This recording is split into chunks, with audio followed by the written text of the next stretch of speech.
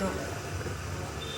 তোমার পাথরে দিয়েছি মালা, এত মালা এত ফুল, তুমি ঢাকা পড়ে গেছো। তুমি পাথর না হলে রাগ করতে। 56 বছর আগের এক মধ্যরাতে এলগিন রোডের 3 তলার ঘরে আলো জ্বলছিল। চাদর গায়ের এক ছায়ামূর্তি পায়চারি করছিল অবিরাম। বাইরের রাস্তায় ইংরেজ পুলিশের চর সতর্ক সজাগ চোখে দেখছিল। তার সতর্কতাকে বুদ্ধ বানিয়ে তুমি তখন অন্ধকার চিরে ছুটে চলেছ আলোর পথে। দেশের মানুষ, কাক, পক্ষী কেউ টের পায়নি। তুমি চলে যাওয়ার পর 56টা শীত, গ্রীষ্ম, বর্ষা উধাও। তুমিও সেই থেকে প্রত্যেক জানুয়ারিতে পৃথিবীর এপাড়া ওপাড়া সব মাটিতে তোমার অনশ্বর পায়ের ছাপ, সব রাইফেলে তোমার বুকের বারুদ, সব কুচকাওয়াজে তোমার স্বপ্নের ছন্দ। পরশ পাথরের মতো স্বাধীনতাকে খুঁজেছে তোমার অন্তরে লুকিয়ে থাকা খেপা। তোমার গন্তব্য ছিল স্বাধীনতা, তোমার পথ ছিল স্বাধীনতা, তোমার স্বপ্ন ছিল স্বাধীনতা, তোমার প্রেম ছিল স্বাধীনতা।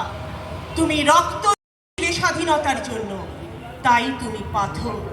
যারা স্বাধীনতার আড়ালে চেয়েছিল গদি, চেয়েছিল সিংহাসন, ইংরেজের ছেড়ে যাওয়া লুটের রাজ্যপাট, তারা রইল সুখে। ভারতবর্ষের অফিসে আদালতে তাদের ছবি, তোমার নয়। ভারতবর্ষের সংবিধানে তাদের সই সাবুত, তোমার নয়। ইংরেজ গরিব মানুষকে পায়ের নিচে রাখত, আমরা বড়লোকদের মাথায় করে রেখেছি। স্মাগলার কিংবা ডাকাতকে জোর হাতে সভাপতির আসনে আহ্বান করেছি। ইংরেজ ধন সম্পত্তি লুট করত, আমরা দেশটাকে বেঁচে দিচ্ছি। ইংরেজ দিয়েছে চাবুক, লাঠি, গুলি, আমরা দিয়েছি মস্তান, মাফিয়া, নেতার বুলি। ইংরেজ দিয়েছে কালাপানি, সেলুলার জেল, আমরা দিয়েছি টিভিতে সুপারহিট মোকাবিলা আর আইনসভায় আয়ারাম গয়ারামের খেল। 56 বছর আগের এক মধ্যরাতে পরাধীন এই দেশ ছেড়ে তুমি চলে গিয়েছিলে স্বাধীন এক স্বদেশে ফিরে আসার স্বপ্ন নিয়ে।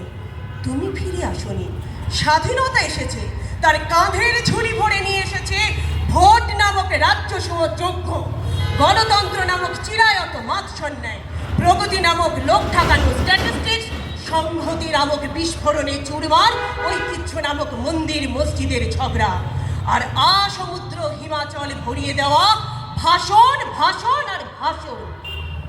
56 বছর ধরে তুমি পাথর হয়ে আছো। 56 বছর ধরে ভারতবর্ষ অধীর অপেক্ষায় কান পেতে আছে। ইথার তরঙ্গে কবে হঠাৎই শোনা যাবে স্বাধীনতার নিজস্ব কণ্ঠস্বর। আমি সুভাষ বলছি, আমি সুভাষ বলছি।